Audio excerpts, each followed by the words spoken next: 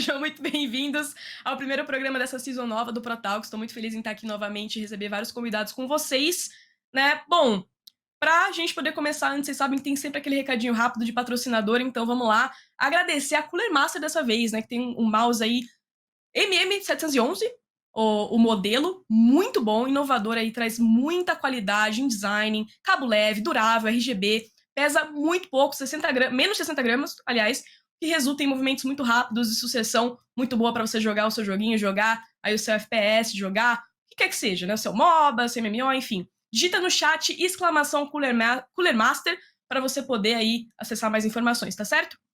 Bom, eu sei que vocês querem saber do nosso convidado, embora né, já tenha spoiler aí, vocês viram no Twitter, viram no Instagram, viram em todo lugar. Bom, nosso convidado hoje é o Guerri, uma figura bem conhecida aí, não só conhecida, querida também no cenário de CS, né? Guerri que foi jogador, agora tá aí como coach na Fúria desde 2018, então já tá há um tempinho aí exercendo o seu trabalho. Vamos falar com ele então. Boa noite, Guerri, agora sim. Agora sim. Boa noite, pessoal. É uma honra estar aqui no primeiro episódio do ProTalks em 2021. E é isso, como eu já tinha falado antes, eu falo muito, então vamos pro papo. Eu já falei para o pessoal de casa que não acompanha, eu já falei que sou fã, sou do fã sim do time da Fúria de CS, e gosto bastante, acompanho, assisto quando consigo, quando eu posso. Embora vocês sabem que eu trabalho com Valorant, mas a gente sempre tá acompanhando o Brasil lá fora, né, torcendo, enfim, a gente sempre tá tentando dar o maior apoio possível. Então, sei que vocês acompanham também, eu também acompanho daqui de casa e, bom, sou fã. Inclusive o Cacerato apareceu, deu uma palhinha aí pra gente antes do Guerreiro aparecer, eu já fiquei assim, opa! Curioso, né? Já fiquei muito feliz, porque, né, sou fã do Cacerato também. Bom, Guerri, vamos lá. A gente normalmente começa o programa querendo saber um pouco mais aí da carreira do nosso... Carreira não, né? Carreira você começou... Imagino que você tenha começado no esportes, não sei se você trabalhou antes, mas a gente vai descobrir isso agora. Queria saber como que era o Guerri, quem era o Guerri antes de entrar no esportes? O Guerreiro, antes de entrar no esportes, aí eu vou ter que voltar bastante, porque eu comecei a jogar ali semi-profissional já com uns 14 anos, 15 anos, então lá em 2005. Então eu tinha começado a jogar CS em 2000. Já fazem 20 anos que eu jogo CS, que eu conheci o jogo, né? Uhum. E então eu era muito moleque, né, naquela época. Então eu saía do colégio, ia jogar na LAN, era aquela época de LAN, né, de LAN house que tinha explodido no Brasil e todo mundo ia pra LAN jogar. Eu acho que na maior parte CS, mas vários outros jogos. E então, aquele momento ali da minha época semi-profissional, eu joguei CS 1.6 até 2009 ali, e aí depois eu larguei o CS, porque não era igual é hoje, as oportunidades não são as mesmas, o investimento não é o mesmo, enfim, realmente era outra época, e, e aí eu precisava entrar na faculdade, eu precisava trabalhar, né? Eu sou filho único, e eu sempre morei só eu e minha mãe, então, enfim, em algum momento eu tinha que crescer para um dia poder cuidar da minha mãe, né? Então, assim como ela fez comigo. Então, eu não Uhum. poderia continuar ali no meu hobby semi-profissional e não e não poder desenvolver e não ganhar dinheiro, né? Porque senão ali não dá para continuar brincando. Então, escolhi para a área de tecnologia, porque como eu já gostava de jogar, eu falei, pô, eu vou para a área de tecnologia, que tecnologia vai ser o futuro e os jogos vão ser o futuro também, então eu quero estar ligado no que eu gosto, né? Então procurei uma carreira do meu agrado, então eu fiz faculdade, comecei a trabalhar e Uhum. fiquei na área, me dei bem na área pelo tempo que eu trabalhei.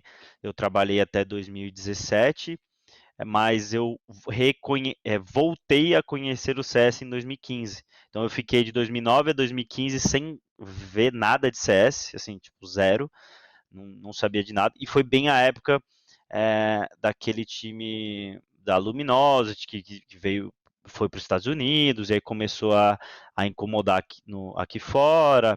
Então foi quando as coisas estavam o CS brasileiro estava dando as caras é, com mais força no cenário mundial e eu percebi que as oportunidades eram diferentes e aí eu falei, pô, que legal, né? Eu acho que isso aconteceu com muitas pessoas que jogavam outros jogos no passado, viram que, como mudou muito e era um cenário muito mais agradável, e você fazer ainda o que você ama, combinar essas duas coisas seria o sonho. Então foi meio que eu voltei a jogar por conta disso. É, e foi num negócio bem inusitado, assim. Então, só para tentar responder a sua pergunta mais direta, mais diretamente, eu trabalhava com redes de computador na área de tecnologia, e numa dessas minhas reuniões que eu ia muito para o Rio de Janeiro fazer reunião, eu reencontrei um amigo meu que é o Pava, que eu Hum, peguei uma amizade muito grande com ele na época do CS 1.6, e ele estava jogando CS, e eu fui na casa dele, joguei, falei, pô, que legal. Aí quando eu voltei para São Paulo, eu já comprei computador, mouse, teclado, tudo, e voltei a jogar conciliando com o trabalho, porque até aí eu não tinha pretensão de largar o trabalho. Eu falei, bom, deixa eu ver qual é, como é que tá, se eu sei jogar ainda, se eu sou bom, enfim. E como sempre, em qualquer coisa que eu entro para competir. Eu sempre fui competidor nato aí desde criança, na escola, jogos escolares, enfim, eu sempre fui. E, então eu entrei de cabeça, já comecei a fazer time com o pessoal antigo. Então o Spaca é um amigo meu de infância, eu conheço o Spaca desde que eu tenho 6 anos de idade, eu conheço o Spaca grande há mais de estacão. 20 anos. Conheço o Spaca há mais de 20 anos, então eu fiz time com ele. Aí a gente aí a gente o Steel tava saindo o Stilega tava saindo da Luminosity, e ele foi criado pela CNB do CS Source. E aí, como a gente também tinha jogado CS 1.6 pela CNB, eu e o Spaca, a gente eles queriam o Steel, a gente queria jogar por algum time, e aí juntou o útil ao agradável, e aí eu comecei a jogar pela CNB.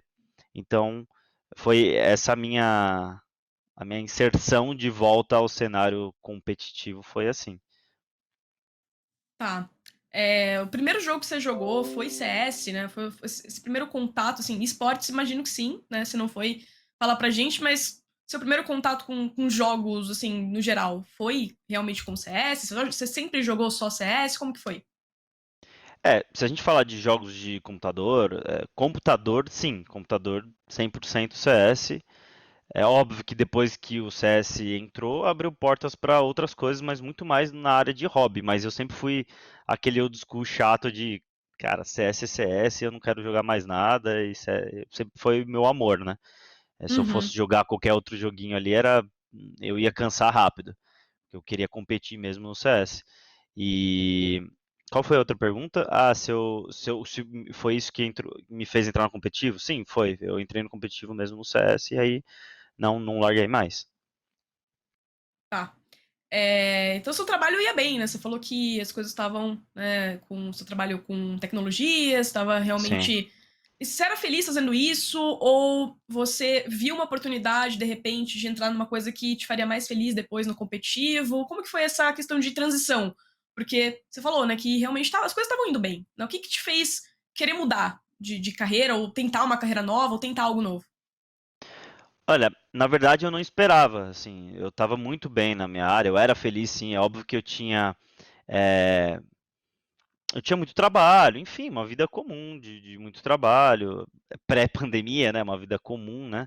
E então eu estava muito feliz no meu trabalho, eu tinha conquistado várias coisas, eu já tinha evoluído bastante em relação a cargo, então eu estava com uma vida boa, ganhava um salário bom, já tinha meu carro, já tinha minha moto, pagava minhas contas sozinho, enfim, não dependia mais da minha mãe, então eu estava tranquilo. Eu poderia ter continuado na minha vida profissional, Uhum, eh, na área de tecnologia, que eu ia ter uma mulher, um filho, uma casa, eu ia ter uma vida aquela que a sociedade espera que todo mundo tenha, né? Então, aquela comum. Então, eu estava nesse caminho. Até que nessa viagem eu reencontrei o CS, reencontrei o Pave, reencontrei o CS, e aquilo me despertou todo o sentimento de competitividade que eu tinha quando eu jogava e eu era mais jovem. Então, essa faísca que me fez falar, já pensou se eu consigo transformar aquilo que eu não consegui lá atrás em algo real? Vai ser o sonho. Se eu conseguir viver disso, vai ser o sonho.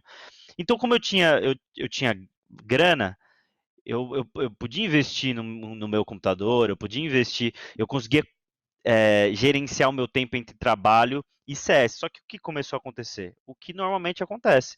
Você não consegue fazer bem duas coisas quando você coloca muito empenho. Então, o meu amor pelo CS e por estar no esportes falou mais alto. Eu falei, Uhum. bom, eu vou dar aí 2 anos para mim e ver o que que rola. E se der certo, eu vou largar tudo. E se não der, eu tenho espaço no meu ambiente de trabalho aqui, porque eu sou certificado, eu sou reconhecido, enfim, eu consigo voltar para a área de tecnologia com mais facilidade se eu não tivesse tanto know-how sobre aquilo. Então, Aham. o CS para mim, essa volta ela foi meio sem querer, não foi muito pensada. E aí, quando eu conheci o Akari, nessa minha ida para o CNB, e a gente acabou pegando uma amizade, eu, Ah! eu conheci o Akari na época do CNB, porque Agora eu liguei os pontos, porque o Akari já passou por aqui, né? o E ele já mencionou sim, isso também. isso, Agora, porque olha. O Akari, o que estava acontecendo? O Akari, ele estava, ali em 2015, ele estava pesquisando sobre esportes, ele não estava investindo ainda. E aí ele tinha encontrado na CNB um lugar para ele começar a dar os primeiros passos e investir. Tanto que eu encontrei ele dia 29 de dezembro de 2015 na GH da CNB, onde ele foi conhecer a GH da CNB e eu também fui reconhecer porque em janeiro a gente ia começar a jogar com o time novo do CNB de CS. E aí Uhum. ele estava lá, e aí quando eu vi ele, eu era muito fã dele, por quê? Porque quando eu larguei o CS, aquele meu espírito competitivo, ele precisava fazer alguma coisa. E aí eu coloquei minha energia no poker. E aí eu fui conhecer a história do poker e não tem como você Caraca. ir atrás da história do poker e não conhecer o Akari. Então eu me tornei fã dele. Então quando eu encontrei ele lá na GH, eu falei, nossa, eu falei que era fã. E a gente acabou pegando uma amizade assim, meio que não foi forçado, não foi nada, mas a gente pegou uma amizade. E em algum momento a gente se reencontrou num evento. E aí ele realmente entrou de sócio na CNB. E aí, em um momento, a gente trocou WhatsApp. E aí, quando a CNB deu uma. A CNB desistiu do CS, ela não queria mais investir no CS, eu mandei mensagem pra Kari. Eu falei, Kari, se você. Eu sei que você tá na CNB, mas se um dia você quiser voltar a investir no CS, eu tô aqui e fala comigo. E aí foi aí que ele veio falar comigo. E aí, por isso que nasceu a Fúria, né? Cara, ligando os pontos, isso faz muito sentido, porque o Akari, ele participou, né, aqui do programa na temporada passada, e ele falou dessa, que ele tava conhecendo, né, teve essa experiência aí na CNB e tudo mais, e eu falei, cara, agora realmente dá pra ligar tudo bonitinho, que legal. Legal que vocês conheceram nessa época, e Sim. o Akari realmente é uma pessoa, cara, é muito fácil ser fã dele, né, não só pela história dele, mas ele é também uma pessoa muito Fora querida da de curva. conversar, ele é uma pessoa muito, muito legal, muito bacana. Eu considero ele meu mentor. Eu passei de ser um fã pra gente se tornar amigo, né? Como se eu tivesse me tornado amigo de uma pessoa que eu sempre fui fã. Então, pra mim além de viver o sonho de viver no meio do esportes, principalmente no CS, que é o meu amor, vamos dizer assim, eu ainda pude transformar isso numa amizade. Então é um sonho mesmo. Que legal, bem bacana. Cara, e sobre a questão da sua entrada no competitivo, né? As primeiras equipes, quem foram seus companheiros? Aí você mencionou o SPACA, mencionou também já a CNB, que eu iria perguntar também um pouco como que foi essa época. Conta um pouco pra gente, pra entender melhor como que foi essa sua primeira fase aí, realmente os primeiros passos que você deu no competitivo, No CSGO você fala no mais, né? CS. Isso. Porque como eu tive a parte competitiva lá no 1.6, eu tive Se eu tive quiser dois inícios. É resumir. que o outro início eu acho que ninguém vai lembrar, é melhor falar do CSGO mesmo. No CSGO eu voltei a jogar com meus amigos que eram Spaca, né? E Uhum. PRD, que eram os dois jogadores que eu joguei por muito tempo no CS 1.6, que a gente era até chamado na época de o trio de ferro do cenário do CS 1.6, porque a gente sempre jogou junto em todos os times desde o início, desde quando a gente se tornou conhecido no CS 1.6, a gente sempre jogou junto. Então, aí no CSGO eu comecei com esse time, joguei com o Chuck, que é coach da Godsent, cheguei joguei com o Stilega, joguei com o NAC, joguei com o BLD. Ali na CNB, cheguei a jogar com o Zampa, Horv, tudo, Kagatex, tudo ali na CNB, né? Então esse foi o início do competitivo, a minha volta no CSGO competitivo lá na CNB. E aí Uhum. depois disso, quando a CNB acabou, eu fui para um time que chamava T-Show. É até um time que ele entrou no Sei. CBLOL numa época, é o time do Dudes, né? Que hoje tá em outro time, enfim. Eu conheci o Dudes do LoL também naquela época. Então, e aí na T-Show eu joguei com o F11, foi onde eu conheci o Vini, que tá comigo até hoje. Então eu conheci o Vini lá no começo de 2017. O Zan, que eu acho que joga Valorant também e o Sei, Zan. Knight. Então eu jogava com esses meninos na T-Show e foi logo aí que eu comecei a conversar com a cara. Então eu fiquei pouco tempo na T-Show porque eu comecei ali no começo de 2017 na T-Show, ali janeiro, fevereiro, e quando foi agosto eu já estava na Fúria. A Fúria já nasceu ali em agosto de 2017. Mas os meus companheiros ali de time foram esses, né? CNB com toda essa galera e T-Show com toda essa galera. Eu só passei por dois times mesmo. E aí depois Fúria. E aí Fúria tem outros, né? Porque eu joguei, né? Eu cheguei a jogar. E aí na Fúria, como jogador, foi Spaca, foi BLD, foi S1, o próprio Vini, o PRD e o Uhum. Kaique, que eu acho que ele tá jogando na Havan. Havan? Acho que é Havan. Kaiquinho.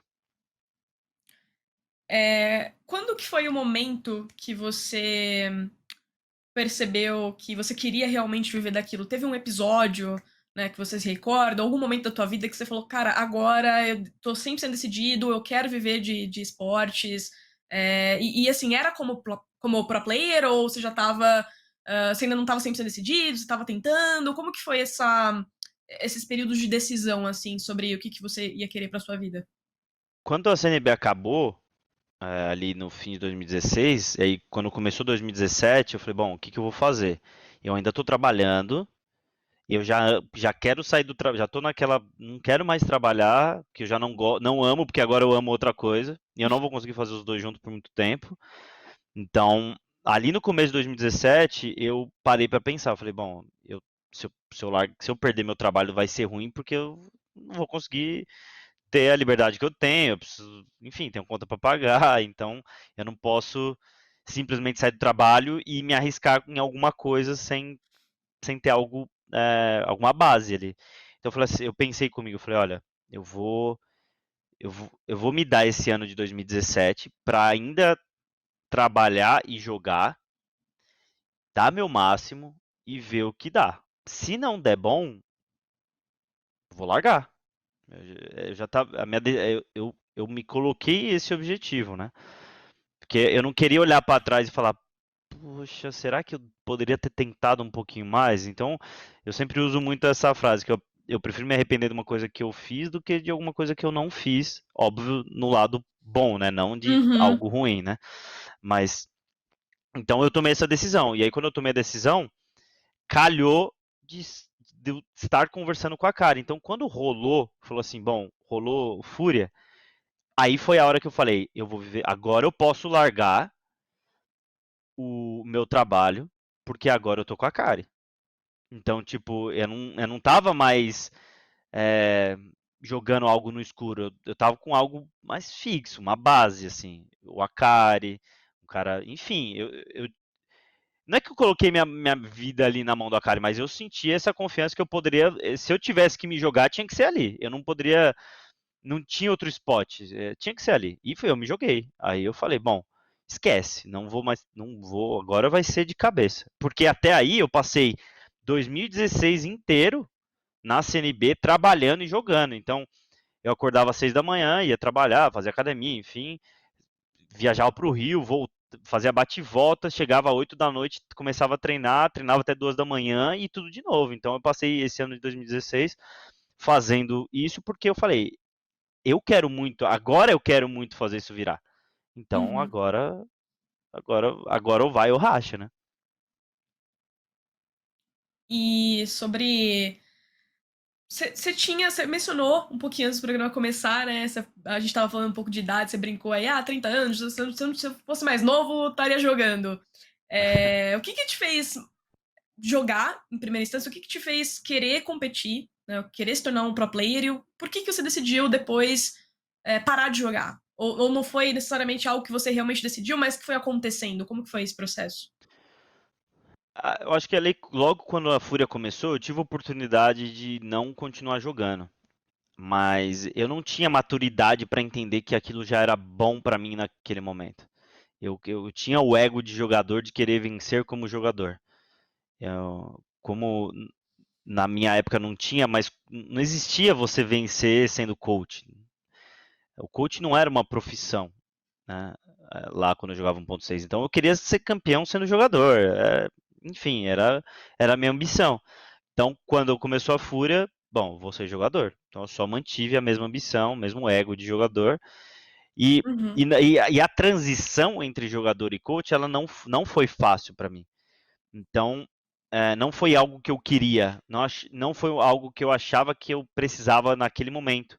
Exatamente por conta disso que eu falei. Eu achava que só poderia ser campeão jogando e não sendo coach, ou sendo qualquer outra coisa, analista, qualquer outra coisa. Então, mas como eu tinha pessoas como o Jaime do meu lado, como o Akari, minha família, amigos, todos eles me falavam, principalmente Jaime e Akari, Guerri, você é muito bom. As suas qualidades são muito boas para você ser líder de um time. E você pode continuar liderando um time sem jogar. E você pode ser um dos melhores coaches do mundo fazendo isso. E aquilo, tipo, eu não acreditava muito pelo que eu falei, mas eu falei, poxa, se os caras que, sabe, tipo, estão junto comigo, confiam em mim, gostam de mim, minha mãe, minha família, todo mundo falando que, né, eu posso, que essas minhas qualidades eu posso melhorá-las e, uhum. enfim, desempenhar um papel diferente e ainda assim ser feliz no meio, né, no esportes, foi aí que eu falei, bom, é melhor, eu já tenho 27, eu já tenho 28, vou fazer 28, tava com 27, mas eu já ia fazer 28. Eu falei, bom, e se eu quiser continuar jogando, eu vou jogar o quê? Até os 30? Será que até os 30 eu posso ser o melhor time do mundo? Como que vai estar meu reflexo? Como que vai estar minha cabeça?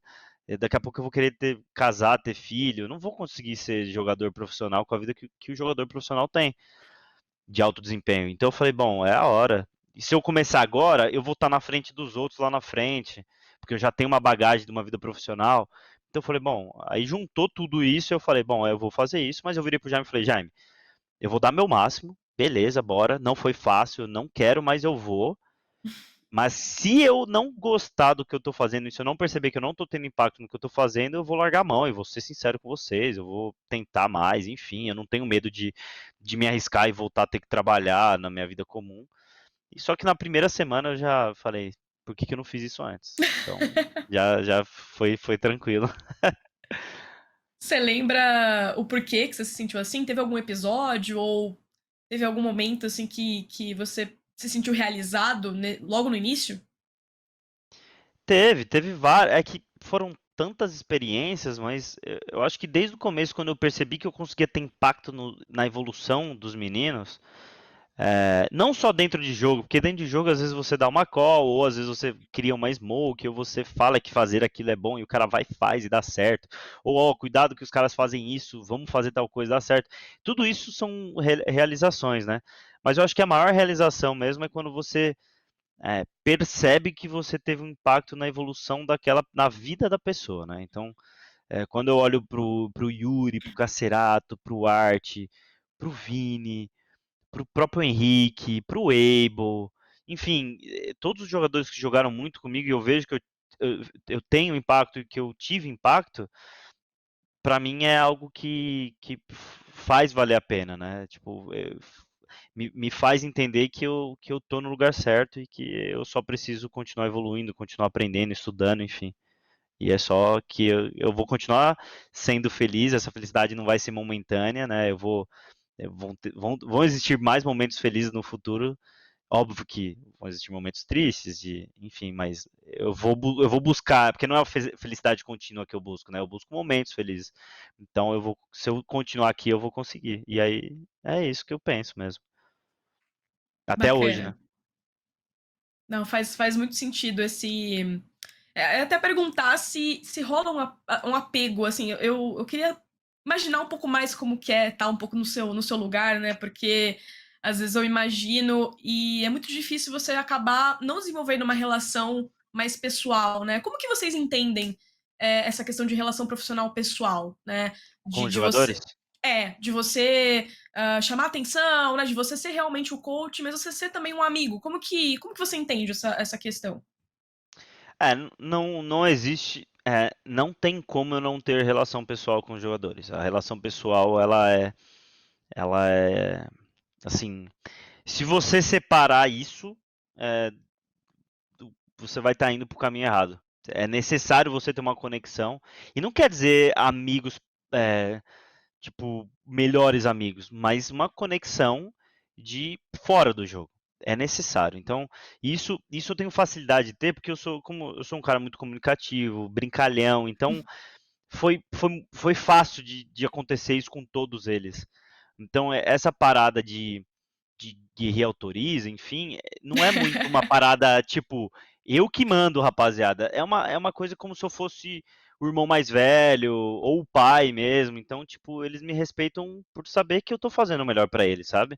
Eles sabem que jamais eu vou tomar alguma atitude pra prejudicá-los. Então, é, é, o pessoal do profissional com a nossa evolução como seres humanos, a gente vai aprendendo a lidar. Tipo, ó, agora eu tô falando como guerrilha, agora eu tô falando como Nicolas. Já Uhum, vira automático, né? Então, se eu virar e falar, ó, hoje eu não quero ninguém com o celular na mão, hoje dá todo mundo o celular aqui na minha mão que ninguém vai usar. Ninguém vai virar e falar, não, guerrilha, né? Tipo, o cara sabe que aquilo é trabalho, não é o Nicolas querendo provar alguma coisa, não, tem um motivo por trás. Então, essa conexão que você cria com os jogadores, eu converso com o Abel toda semana. O Abel saiu já do time vai fazer quase 2 anos. O Abel é meu amigo. O Abel, enfim. Então, tipo assim, todos os jogadores que estiveram comigo, eu tenho relação e de amizade para a vida toda, sem dúvida nenhuma. O próprio Henrique, amigo demais. uhum. Então, não tem como você separar totalmente. Você tem que saber lidar com isso e dar limites. E os dois têm que entender o que está acontecendo. Mas isso é no processo do dia a dia, enfim, da minha postura, da postura deles, de tudo, né? Entendi.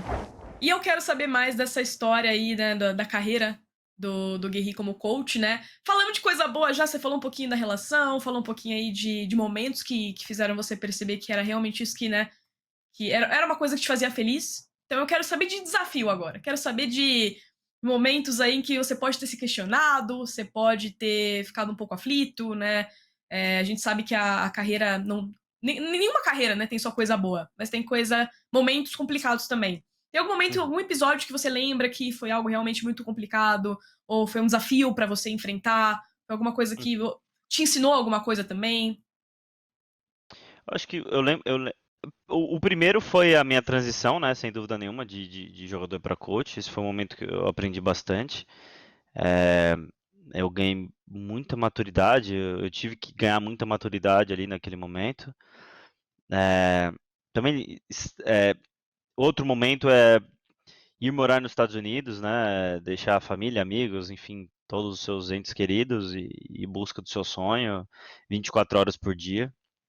É, e que não me arrependo e nunca me arrependi. Existem vários momentos difíceis que eu passei, mas nenhum eu me questionei se valia a pena. Nenhum, porque eu, eu sou um cara extremamente competitivo e sou um cara que dou muito valor das coisas que eu tenho, né? Então eu olho muito pro meu passado, olho pelas coisas que eu já tive que fazer, que eu passei e olho onde eu tô. Então eu sou muito grato, eu agradeço muito pelas coisas que eu tenho. Então eu nunca passou na minha cabeça desistir por conta de algum problema, mas teve momentos muito difíceis. Um deles que eu lembro que foi assim muito difícil pra mim, que eu chorei bastante, foi quando eu tive que tirar o Spaca do time. Então, eu conheço o Spaca desde que eu tenho 6 anos de idade. Nós dois, a gente tem 30 os dois. Como que eu tiro meu amigo de infância do meu time, né? Eu sendo o coach dele. Então foi um momento muito complicado ali pra mim. Foi muito difícil. Foi muito difícil. Sem dúvida, eu acho que esse, eu lembro, foi muito marcante pra mim pela minha amizade que eu tenho com o Spark, independente da distância, do tempo que a gente não se fala, a gente é amigo, a gente passou por muitas fases juntos. Então, eu lembro que. Mas não é um momento de chegar a desistir, né? É um momento só difícil, você passa, amadurece, você entende. Aí, quando eu passei com o Abel, foi difícil, mas eu já tinha a bagagem de ter passado com o Spaca. Quando eu passei com o Henrique, foi muito difícil, mas eu já tinha a bagagem do Spaca. Então, aquele momento me marcou e eu aprendi com aquela situação. Né? Primeira vez sempre a mais, né? Parece que É, a machuca primeira mais, vez. cara. Ainda Parece mais que. com o Spaca, né? Então, Ainda mais nesse caso, que Spaca é uma pessoa queridíssima, então eu também conheço ele. E eu consegui, nas suas palavras, assim, eu consegui sentir um pouco do impacto que isso teve pra você, é. até me emocionou um pouquinho. Mas,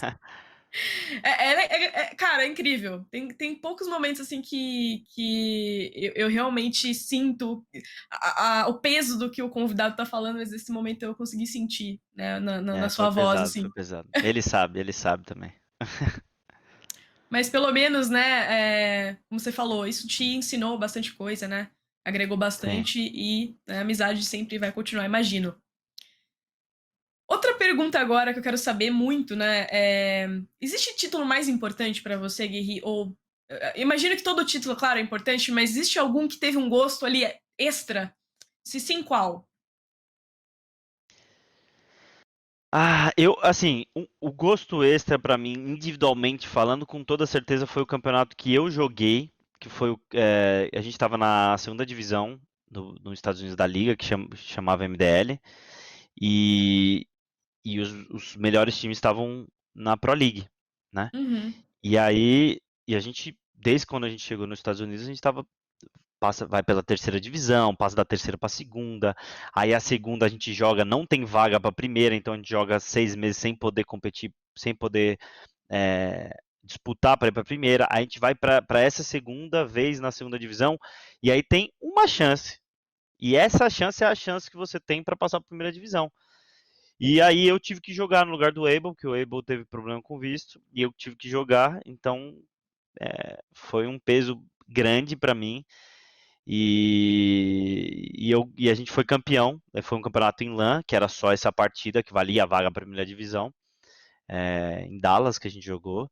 E aí eu joguei junto com os meninos e me diverti assim muito. A gente foi campeão, conseguimos a vaga para a primeira divisão. Então ali já teve um gostinho a mais, né? E logo em seguida a gente tinha um outro torneio nesse mesmo torneio, que era um torneio paralelo. E a gente foi campeão, porque eu tive que jogar também, a gente foi campeão desse segundo torneio, então eu fui campeão 2 vezes ali entre 5 dias, fui campeão 2 vezes com o meu time, né, sendo jogador. Então esse momento para mim foi bem marcante. E eu acho que o primeiro grande torneio que a gente ganhou, o primeiro grande torneio de Tier 1, né, o torneio tipo grande, que foi, eu acho que a DreamHack Masters. Acho que foi a DreamHack Masters ano passado. Acho que foi. Sabe, então a gente chegava na final, perdia, ou chegava ali na semifinal, perdia. Então quando você passa essa barreira do vice e da final, porque a final é diferente, a preparação é diferente, o controle da emoção é diferente.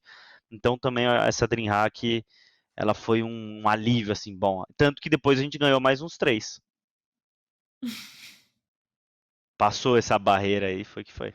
Tirou um pouquinho de peso das costas, assim? É, sim.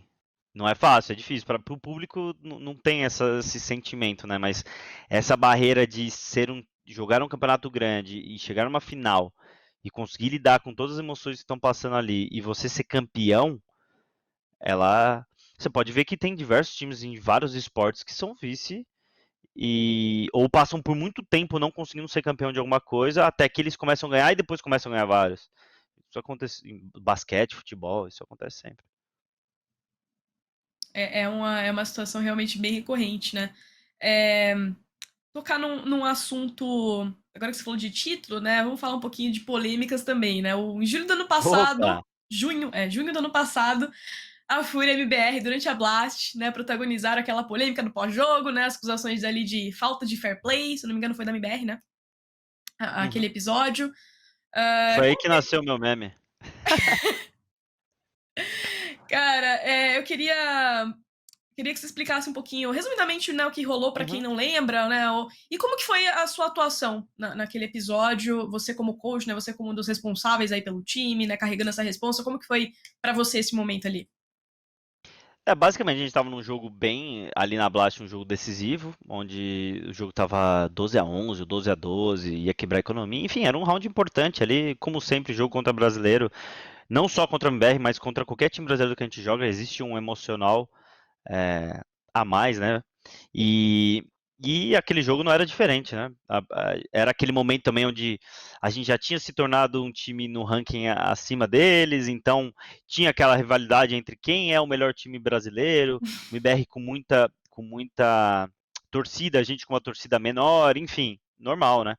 Que já adiantando, é uma rivalidade que eu sinto falta, que é muito bom para o esporte brasileiro, é muito bom para o esporte mundial. A torcida brasileira, ela é pesada, ela é forte demais aqui fora, todo mundo tem medo, todo mundo dá uma estremecida, porque sabe que os brasileiros são fortes em torcer. Então, voltando. E aí, esse jogo era um jogo tenso. E aí, a gente estava jogando Inferno, a gente estava de TR, eles estavam de CT, e aí o Art começou a dominar ali a banana, perto do bomb site B. E quando ele foi lá pescar rápido, ele começou a abrir e viu o bracinho de um jogador, pegou e matou. E aí quando ele matou esse jogador, ele já viu outro jogador na base CT, que era o Fallen. Esse primeiro jogador foi o Fer e o segundo era o Fallen. E aí quando Uhum. ele viu o Fallen, aí o Art, acelera, acelera. E quando a gente começou a acelerar, eles começaram a mandar not live, né? Não, parou, aconteceu alguma coisa. E aí eu só falei, rapaziada, joga o round. Eu aprendi isso há muito tempo atrás. Joga o round, deu problema. A gente vai. Acabou o round. Se foi algo que precisa voltar, o administrador vai saber, ele vai falar, volta o round, aí a gente vai voltar. Se não tiver que voltar o round, por que, que não tem que voltar? Ah, então não vai voltar. Enfim, vamos conversar com o administrador, mas joga esse round.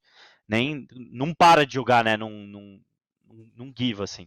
E aí jogamos o round, ganhamos o round, pausou.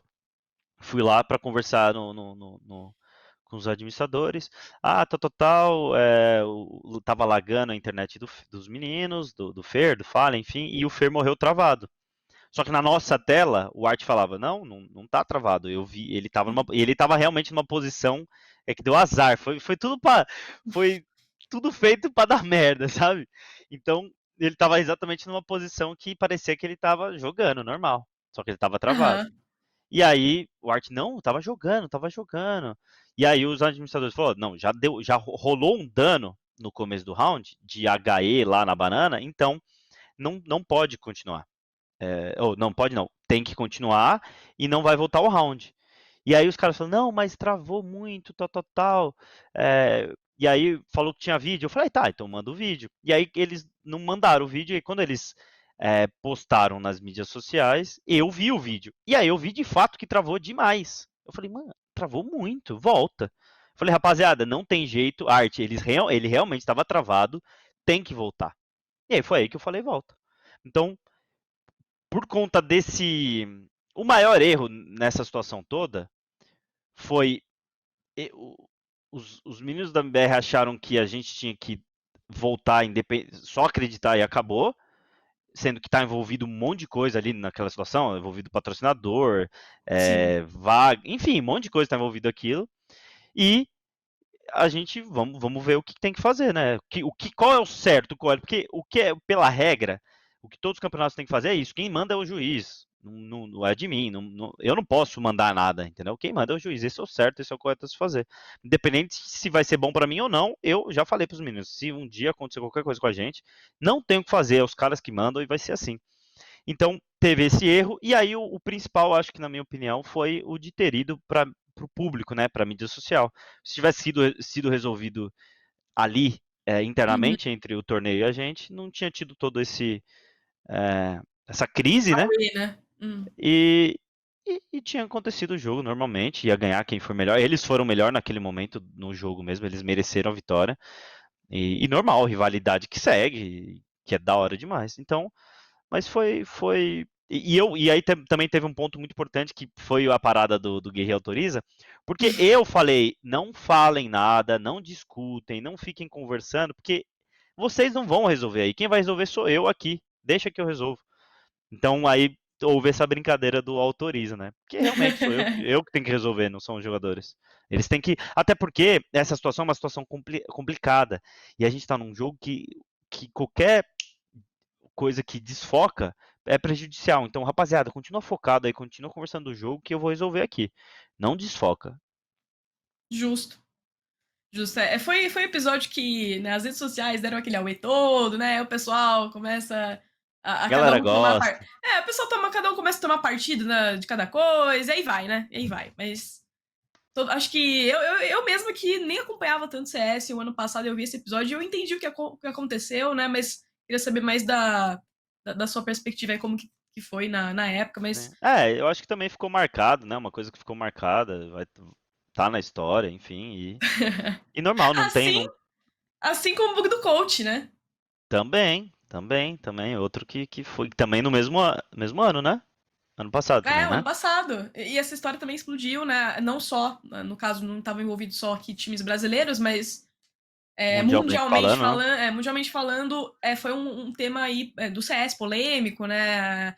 Se eu não me engano, a própria Valve depois tomou um partido sobre isso. Queria que você explicasse também como que foi, né? Você recebeu uma punição na época. Como foi Sim. para você a época da notícia, do entendimento da situação, né, como um todo? Como que foi? O bug para quem não conhece, né?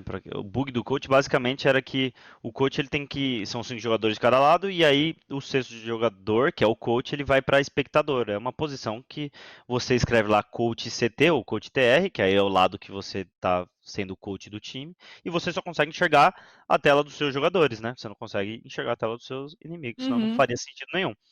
E aí, o bug do coach, o que acontecia é que alguma coisa acontecia no jogo que quando você entrava ele ficava em lugares, uma câmera, em lugares como se fosse uma câmera mesmo.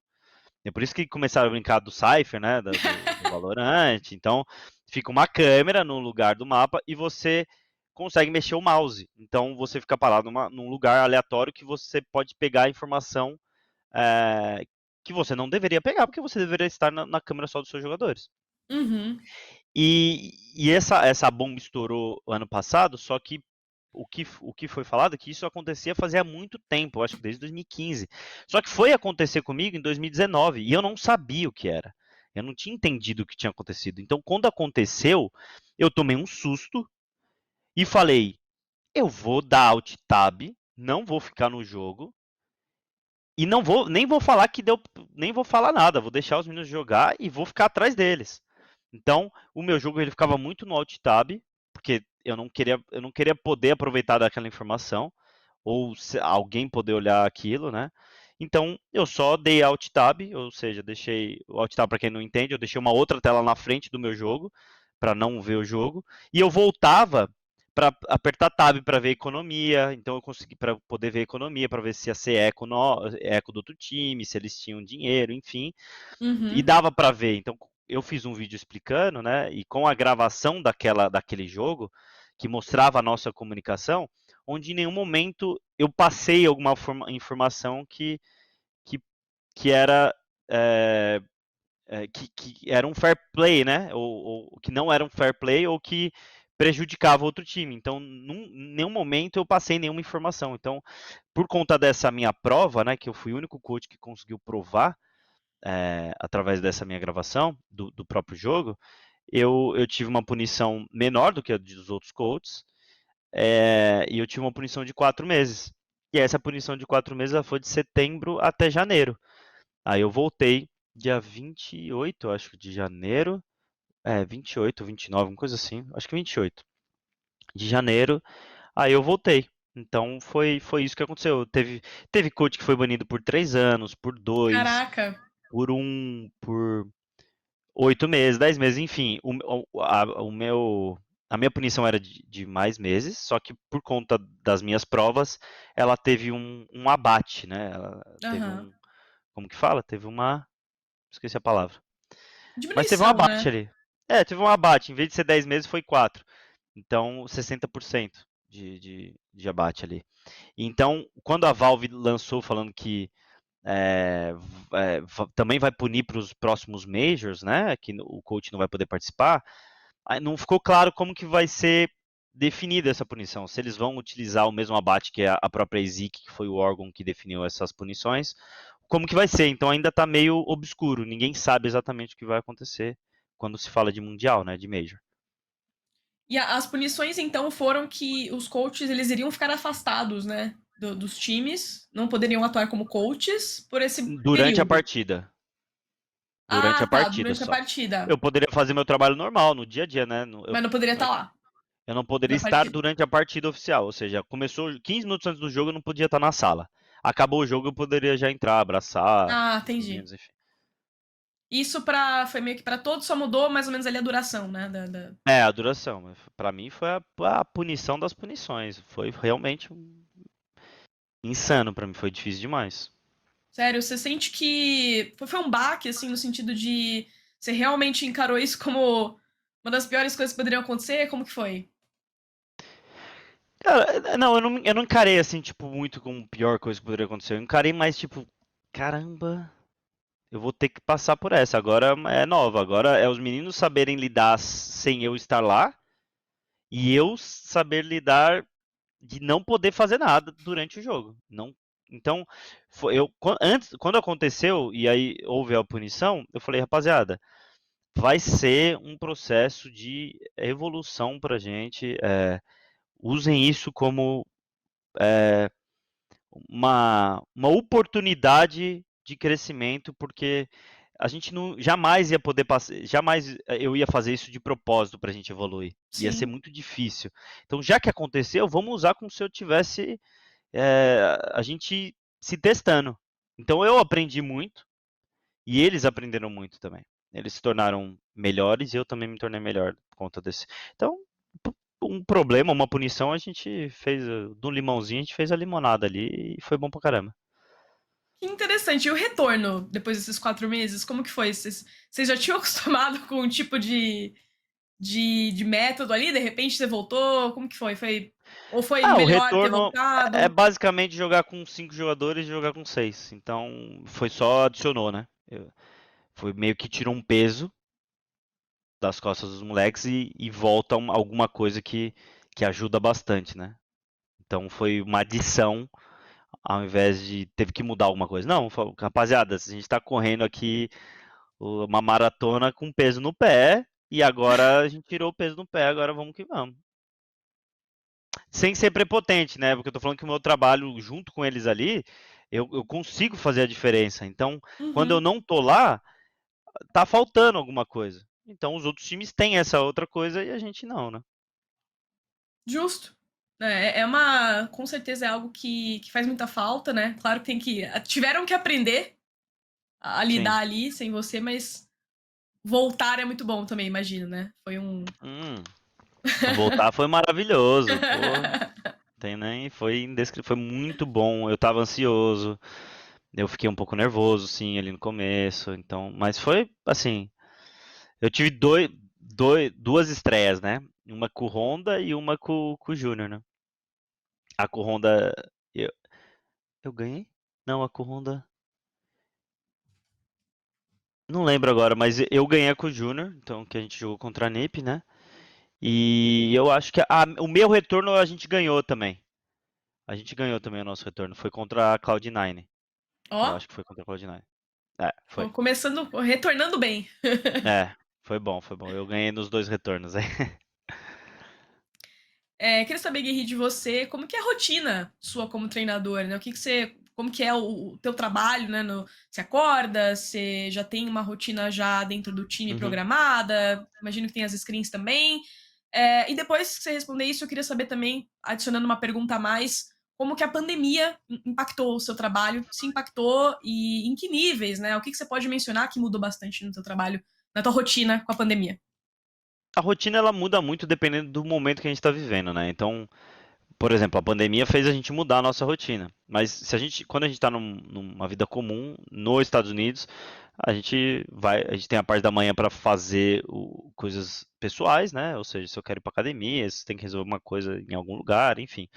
E a gente vai já à tarde, ali perto do almoço, 1 da tarde, a gente vai para o escritório, que a gente tem um escritório lá em Boca Raton, na Flórida, e a gente treina até 10 da noite e depois volta para nossas casas, onde cada um mora na sua casa. Eu moro com o Yuri, o Vini Aham. mora com o Cacerato, o Art mora sozinho, o Henrique morava sozinho, enfim. E aí a gente tem a nossa rotina lá nos Estados Unidos, então é uma rotina do dia a dia comum. Então, óbvio que tem treino tático, treino prático, depende de uma semana, precisa ter mais treino tático do que prático. Então, aí depende da necessidade do time, estrategicamente falando, naquele momento. Agora, quando a gente está em bootcamp, né, igual a gente está agora, a gente está aqui na Alemanha, em Stuttgart, estamos o dia inteiro no mesmo lugar, então já é uma rotina mais pegada. Então, você não tem muito tanto vida pessoal, você Uhum. tá já começa mais cedo, é, você tem muito mais atrito, muito mais discordância, conversa, enfim. Então é um momento onde a gente faz o fine tuning ali muito maior do que numa rotina comum. Então, é óbvio que dá para fazer um mini bootcamp enquanto a gente está nos Estados Unidos? Dá. Por isso que eu falei que muda a rotina dependendo do momento que a gente está vivendo. E na pandemia, quando começou a pandemia, a gente teve que ir cada um para sua casa, então a gente teve que se adaptar em vez de estar pessoalmente junto. Mesmo que a gente mora no mesmo condomínio e a gente pode ir a pé na casa do outro, cada um no seu computador, sempre, né, no TeamSpeak conversando. Então, mas foi um momento onde eu acredito muito que todos os momentos de dificuldade que a gente passa, a gente encontra uma maneira de passar muito bem. Então, esse foi o momento onde a gente mais evoluiu. Foi ali na pandemia, quando a gente não estava no escritório, quando a gente estava cada um na sua casa, onde a gente treinou mais, onde a gente conversou mais, onde a gente conseguiu evoluir mais. Então, acho que tudo depende de como você lida com a situação que aparece para você.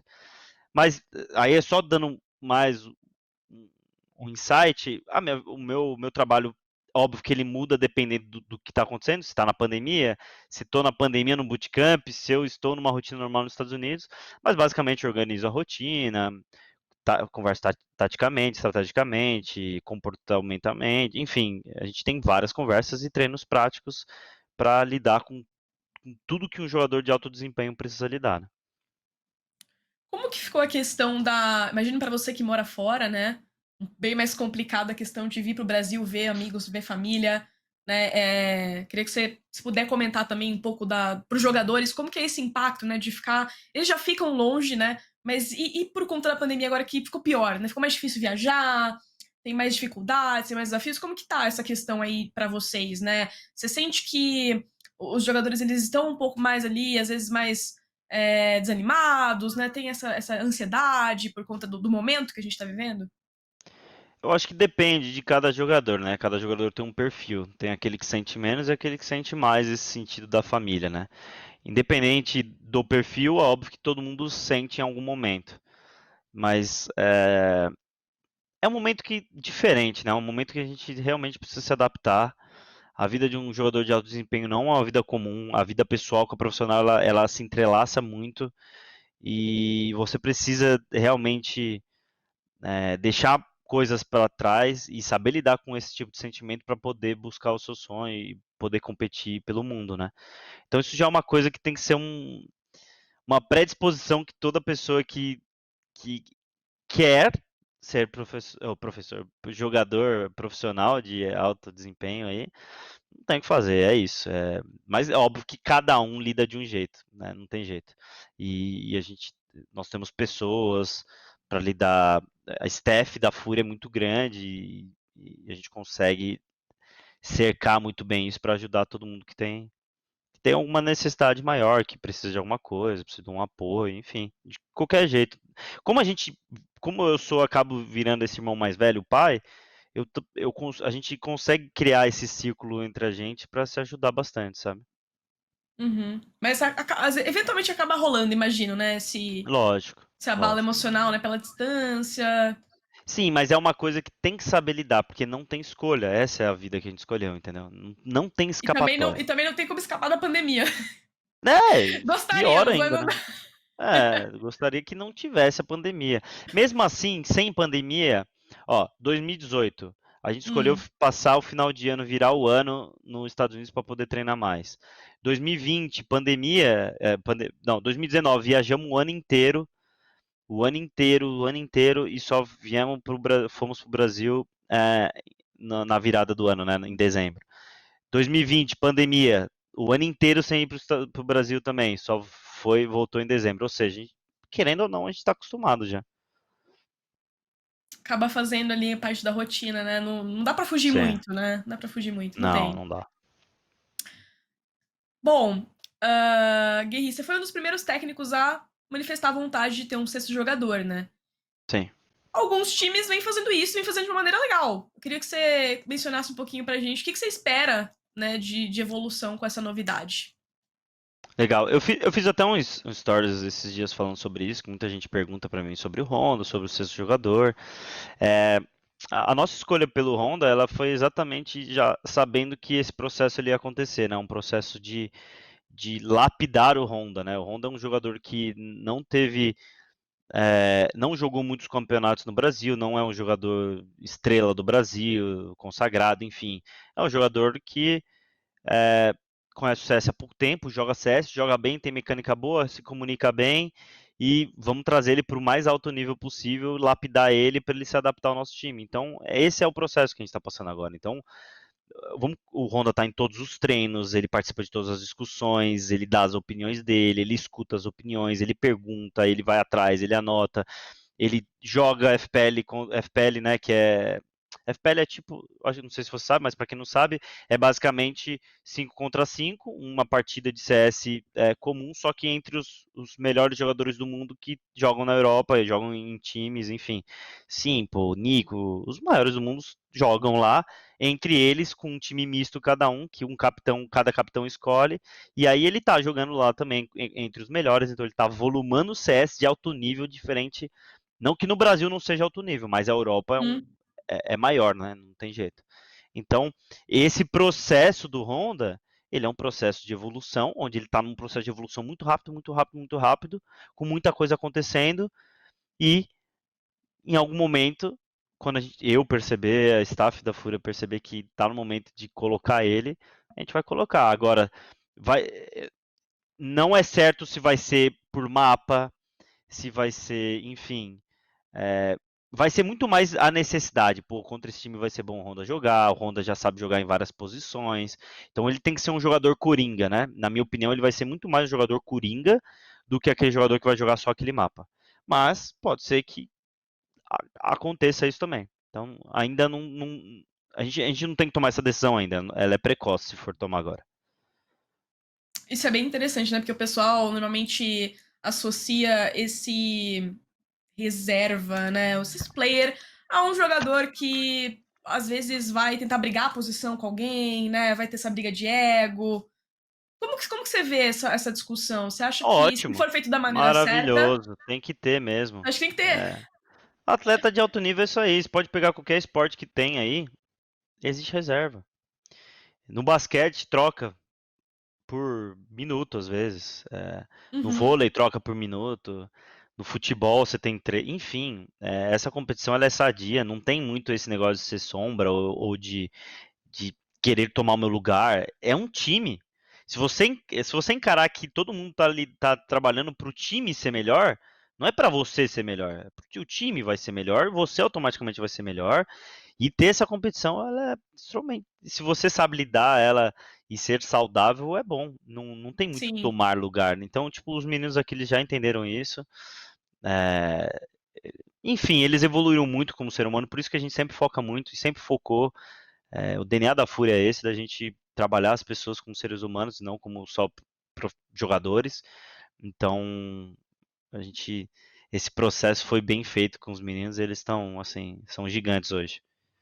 Isso é bem bacana, cara, essa proposta, né, da Fúria é algo que me fez aproximar, me fez me interessar mais pela organização, me fez, né, até conversar um pouquinho com a Kari sobre isso, mas é algo que eu valorizo bastante também, acho bem legal. Bom, tem uma última pergunta aqui sobre metas para 2021, mas eu vou deixar para quando a gente encerrar, a gente vai para perguntas do público, então.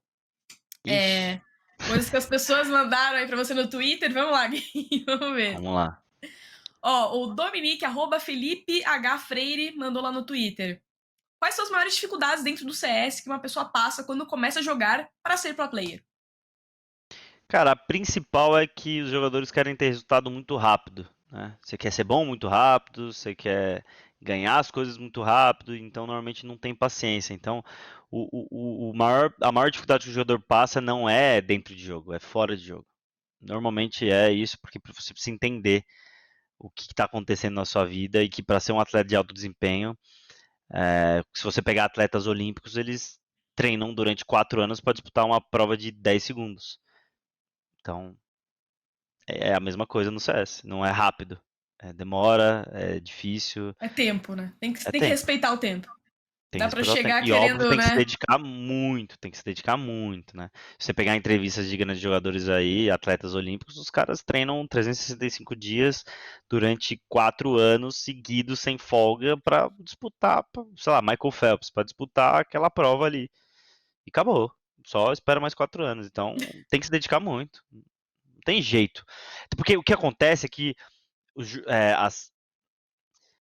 como é um esporte eletrônico, você não escolhe ser jogador. Às vezes acontece. Ah, Uhum. é gostoso jogar, tá, então aconteceu, agora eu sou jogador. E aí? E aí que o negócio é alto nível, você não tá mais brincando. E ser jogador não é hobby. Simples. Então tem que entender que leva Que é tempo trabalho, e né? é difícil, e é Trabalho. trabalho. E o mais gostoso, é um trabalho que não parece trabalho porque você ama aquilo. Então, quer coisa melhor do que isso? Não existe. Quem faz isso faz parte de uma porcentagem da população tão pequena que tem que acordar todo dia e agradecer todos os deuses Privilegiados também, né? privilegiado. Que é um trabalho aí dos sonhos de muitos, né? Quantos não sonham aí ser Sim. pró, né? A gente leva o sonho de muita gente com a gente, né? Essa é a verdade. Bacana. Perguntaram também aqui o King FX D3 e o Just W, né? O LTXN no Twitter mandaram. A gente quer saber da comunicação do Júnior, né? Como que tá sendo a adaptação, né? A comunicação tem atrapalhado? Como que tá sendo esse processo aí de jogar com um jogador estrangeiro, Guerri? Eu achei que ia atrapalhar mais. É, ela tá melhor do que eu esperava, os meninos tão bem. Uhum. Às vezes acontece da gente perder uma situação porque falou alguma coisa errada, demorou pra falar, acontece, mas a gente já sabe que esse é um processo normal que a gente vai passar, mas tá muito melhor do que eu imaginava, muito melhor. O Júnior é um cara sensacional, um moleque bacana, tipo assim, um cara, uma vibe legal, ele já tá falando umas palavras fala em português às vezes com a gente pra brincar.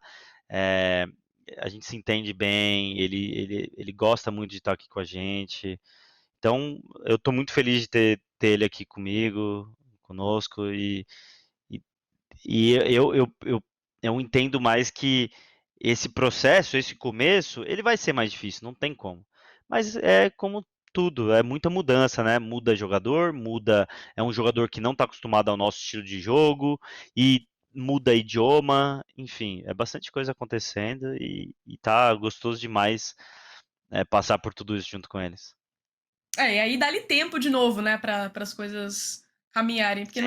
não é do dia pra noite, gente. As coisas realmente têm que respeitar o seu tempo aí, seu período. Mais uma pergunta aqui do Honda, né?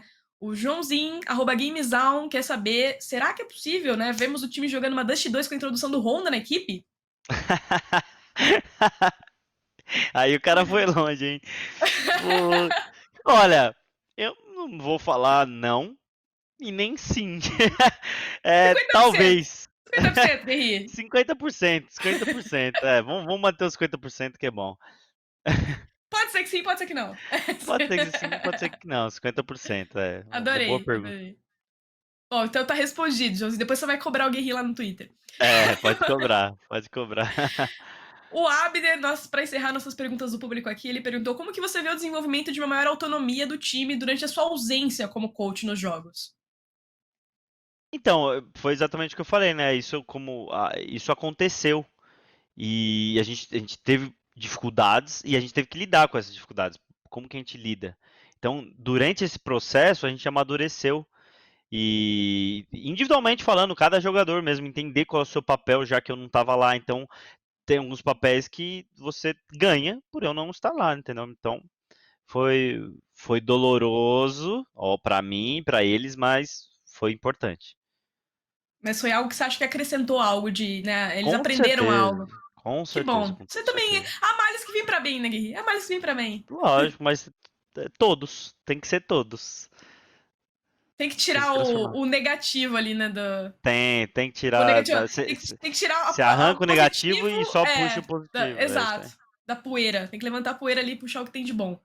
É isso aí. Bom, a gente, para encerrar, né, queria primeiro agradecer você, muito obrigada por aceitar o convite, né, pela participação aqui no programa. Queria que você Obrigado, se eu. despedisse do público e falasse também, em nome da Fúria, em nome do time de CS, quais são as metas para 2021, né, o que você espera, o que os meninos esperam da Fúria. Dá um recado para a torcida aí em nome da Fúria, por favor. Bom, minha torcida linda, maravilhosa, furiosa, obrigado aí quem compareceu, obrigado quem sempre torce por nós, manda mensagem.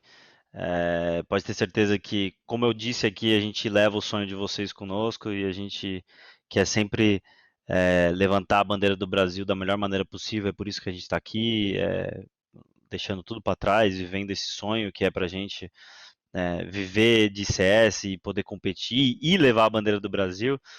É, os nossos objetivos para esse ano, a gente sabe que esse primeiro semestre ele vai ser mais complexo, né, por conta de todas as mudanças. Então, nesse primeiro semestre, eu espero a gente evoluir, a evolução que eu estou buscando, eu não estou buscando título. E no segundo semestre, a mesma coisa, só que buscando. A gente já está no top 10, a gente está se mantendo no top 10 já faz mais de um ano, né? Então, agora é tentar se manter no segundo semestre ali, buscar mais o top 5 e, e é isso, sempre disputar e nunca desistir. É isso que a gente tem que fazer. E não vou ser ambicioso de falar que a gente vai ganhar todos os torneios, que tem que ganhar tudo, porque a profissão que a gente escolheu, a gente vai perder mais do que ganhar e a gente precisa entender. E eu sei que a torcida não gosta de perder, eu não gosto de perder, mas é perdendo que se aprende, é perdendo que evolui. E a gente está aqui para evoluir, está aqui para ser melhor. Então, é isso, rapaziada. Muito obrigado e tamo junto. Vejo vocês no próximo jogo, dia 19, pela Pro League. É isso. Muito obrigada, Guerri, pela participação de novo, né? Foi um prazer receber você aqui. Gostei, convidado que fala bastante, tudo que eu quero são convidados aí que vão conversar bastante comigo, então muito obrigada, foi um prazer. Obrigadão. Pessoal, muito obrigada a todos que assistiram em casa também, espero que vocês tenham gostado, então obrigado por terem acompanhado até agora. Semana que vem tem mais programa, então se você quer saber quem é o próximo convidado, fica de olho nas redes sociais da Gaming Culture e da minha também, @LeticiaXmota, tá com 2 T's, não esquece. Fica ligado que a gente vai anunciar em breve. Então, é isso. Até semana que vem. Muito obrigado, Cooler Master. Beijo. Tchau, tchau.